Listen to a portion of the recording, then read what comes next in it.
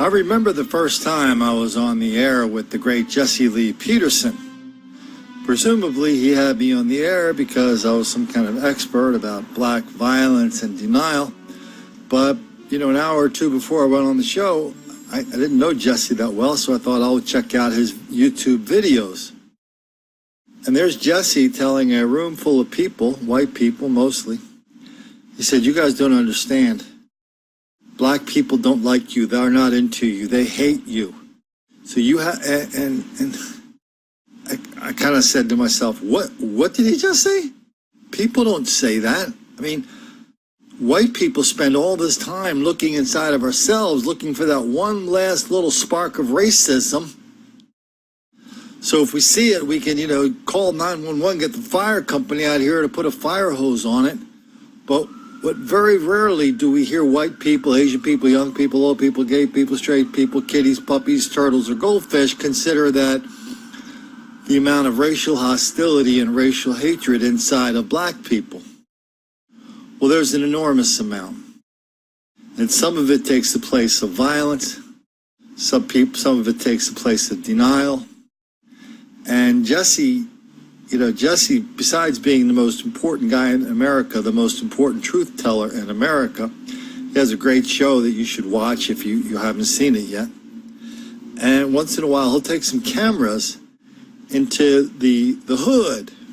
I think he actually takes some of my videos down there sometime.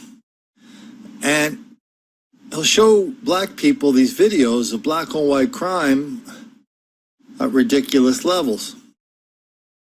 And it's weird because everybody always has the same reaction. The black people that see videos of black on white crime have the exact same reaction. White people do it too. It's like, it's not even worth thinking about or talking about. Everybody knows white people do it too. That's part of the greatest lie of our generation, the greatest hoax of our generation, the victimization of black people. And there's no little part of that big lie that attracts more deceitful attention than mass shootings. I mean, whenever we're on Twitter or Facebook or on myminds.com page, one of the trolls wants to come in and they want to drop a nuclear bomb so they can stop all discussion of this ridiculous idea that black criminality is wildly out of proportion. They'll come in and say, "What about mass shootings? What about that, Colin?" Well, mass shootings are a black thing too. Documented that in the New York Times. 75% of people who are mass shooters are black. Why don't we take a look at these 3 examples that were in the newspapers just in the last 24 hours? We begin in Richmond, where one man is dead, 3 others rushed to the hospital following a shooting at a nightclub in Scotts Addition this morning. Richmond police are still looking for the gunman they say opened fire outside of Club Infusion around 2 a.m. Jasmine Turner has been following this investigation all day. Now, Jasmine, how is the neighborhood reacting to this?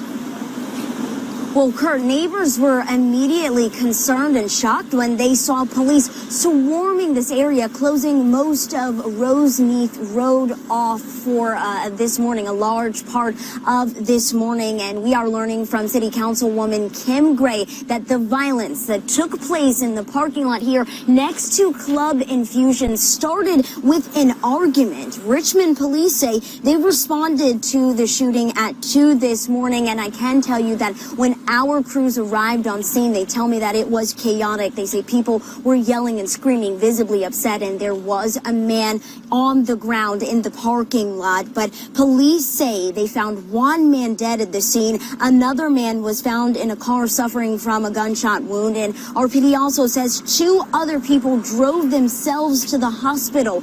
We're told there was actually a private event at Club Infusion last night, and we've seen police continue to walk through this area as the search for whoever pulled the trigger continues.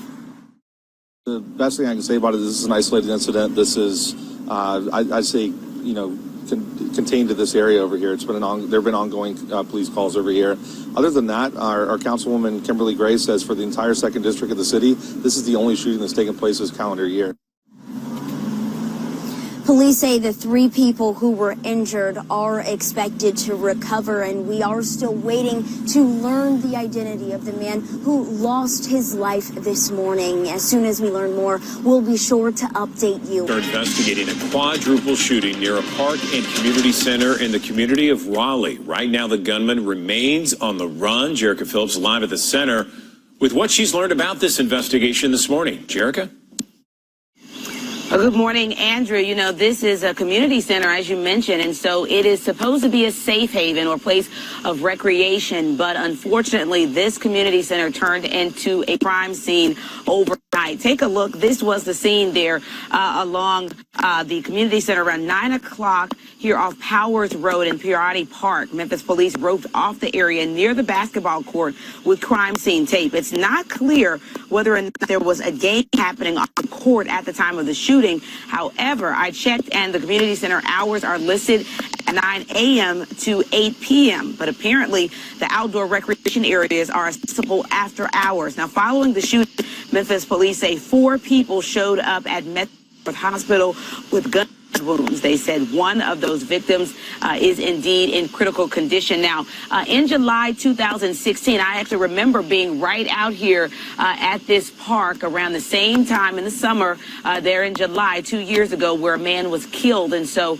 we are asking questions today about the safety and security of the city's parks, especially here at the Raleigh Community Center. We'll be asking the city those questions. Okay, this isn't really that much about mass shootings, but I love this reporter. She comes in and reminds us parks and community centers are supposed to be safe spaces. No, everybody knows parks are not safe spaces. Parks in black neighborhoods with black kids are not safe spaces. They're dangerous spaces where kids, black and white, their parents do not let them go there because the level of casual violence and is so high. Parents just don't let kids go to these parks. And this woman looking in the camera and trying to explain to us that, hey, parks are great. They're safe spaces. Everybody just goes to parks to and from their Bible classes. Well, a park is really what an urban planner will call an attractive nuisance. It's kind of self-explanatory. They figured it out on Long Island also in the last 24 hours. It was a popular park for kids to play basketball. But now those hoops are gone. News 12 Long Island's Kevin Vesey has that story. For 13-year-old Tyler Jones, playing basketball here at Nuzzy Field was one of his favorite summertime activities. That is, until the new Hyde Park resident showed up one day to find that the hoops were suddenly gone, replaced by this miniature volleyball and pickleball court. We were like, wait a minute, where'd the basketball hoop go? Turns out the basketball court had been dismantled by the village. A good idea, according to some neighbors.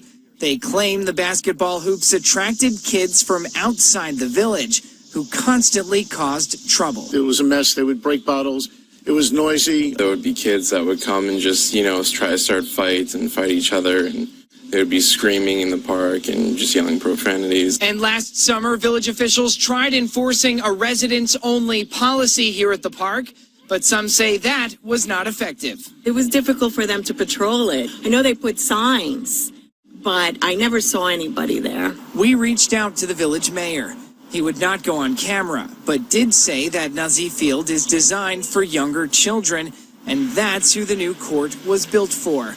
Residents we spoke to, including Tyler, agree the park is safer and quieter now, though some wonder if that could have been accomplished without pushing basketball players to the sidelines. Maybe they could have policed it better with maybe more people, policing the people who were causing the trouble. Let's finish this up in Brooklyn.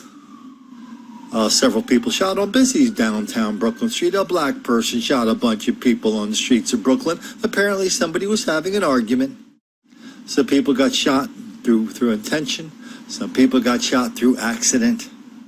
It was a mass shooting, and the New York Daily News or the New York Post, I'm sorry, even the New York Post couldn't hide the fact that the shooter, the person responsible for this mass shooting, was black. Here's a little quote from that New York Times article talking about how 75% of mass shooters are black. They should have included the part in there about Jesse Lee Peterson taking the videos of all this ridiculous black violence in all sorts of different places, taking it to the hood, asking people what they thought, meeting with epic levels of denial, deceit, and delusion. That would have been great to see in the New York Times, even if it did violate their #1 rule of not making the black kids angry.